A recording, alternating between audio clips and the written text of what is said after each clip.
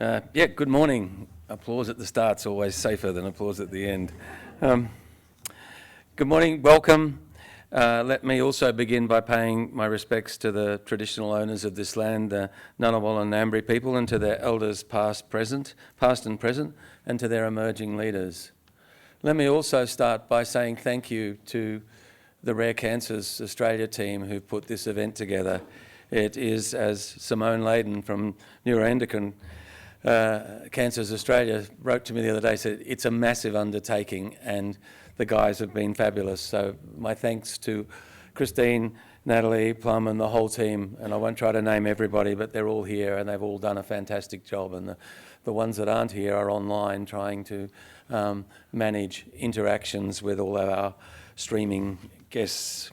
My latest information on that point is that we have over 500 attendees in total, which is really exciting. And we hope that CANFORUM, as we go forward, will just get bigger and braver and better as an annual event where we can think differently about cancer and how we treat it. It's also wonderful to see so many patients here, and I'm delighted to welcome the leaders of so many of Australia's leading cancer patient organisations.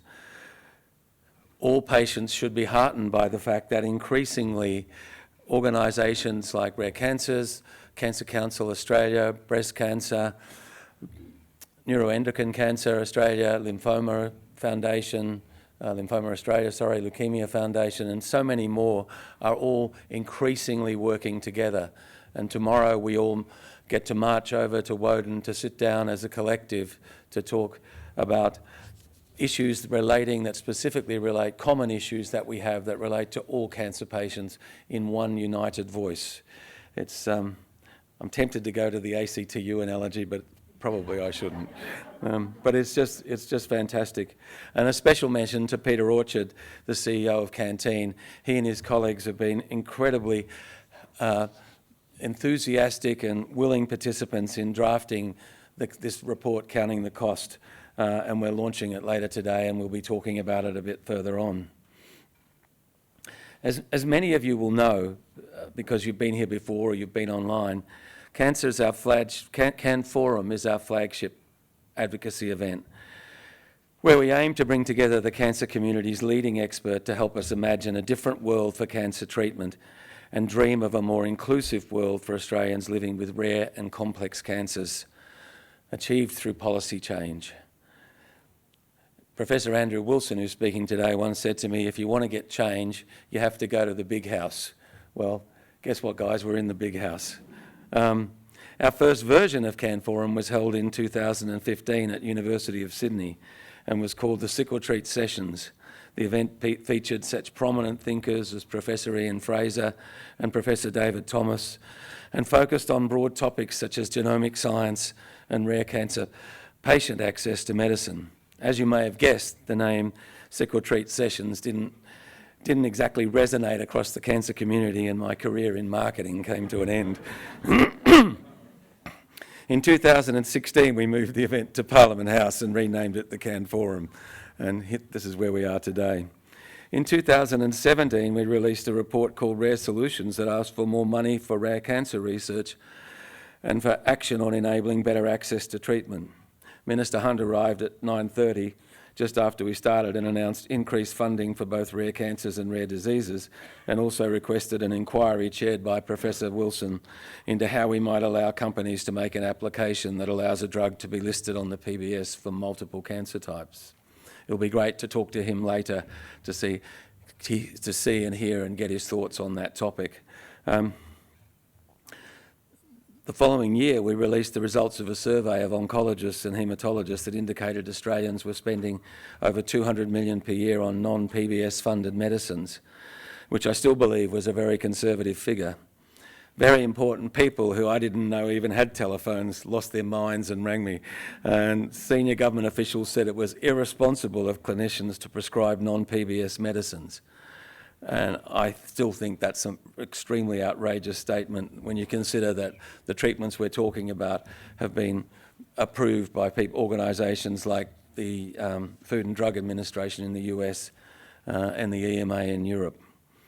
I recall being asked by an ABC journo why I thought this was a problem because you can't treat everybody and it was too expensive to treat rare cancer patients.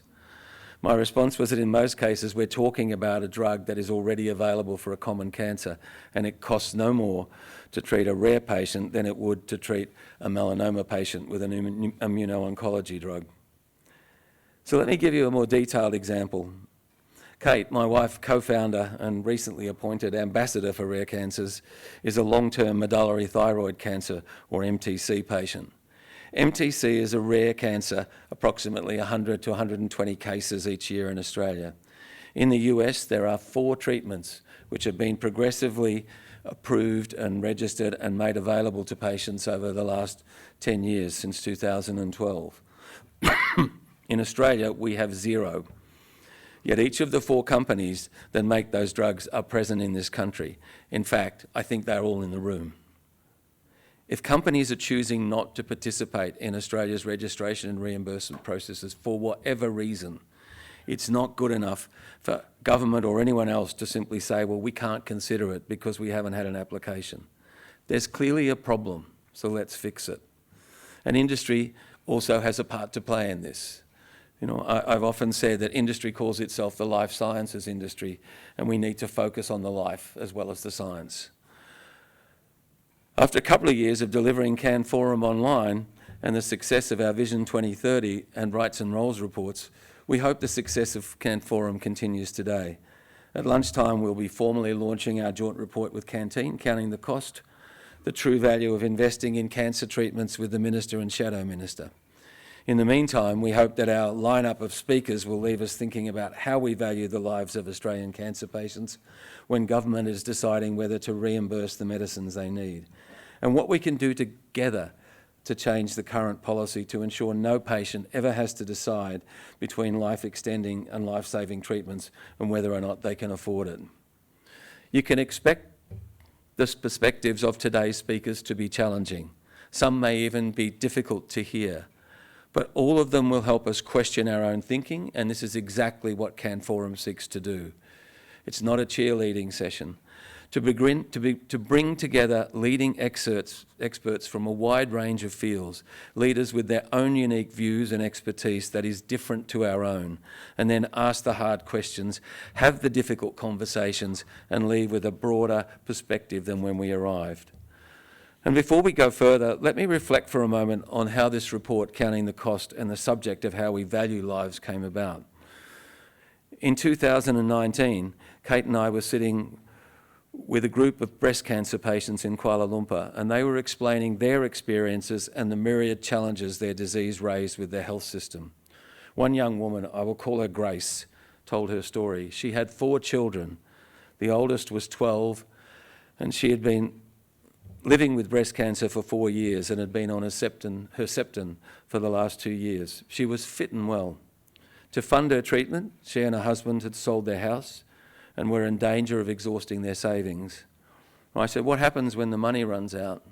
And Grace said in tears, well, then I die. And no one in the room spoke. I reflected for a while on this obscenity, for want of a better word. And what I kept coming back to was that the cost of treating Grace was a lot less than the cost of the implications of her death. And by cost, I don't mean money. I mean the pain of loss to her children, husband and wider family. She was a volunteer at the patient group I was visiting, and that contribution and experience would be lost as well, and so much more. The ripple effect of not treating her would roll through generations.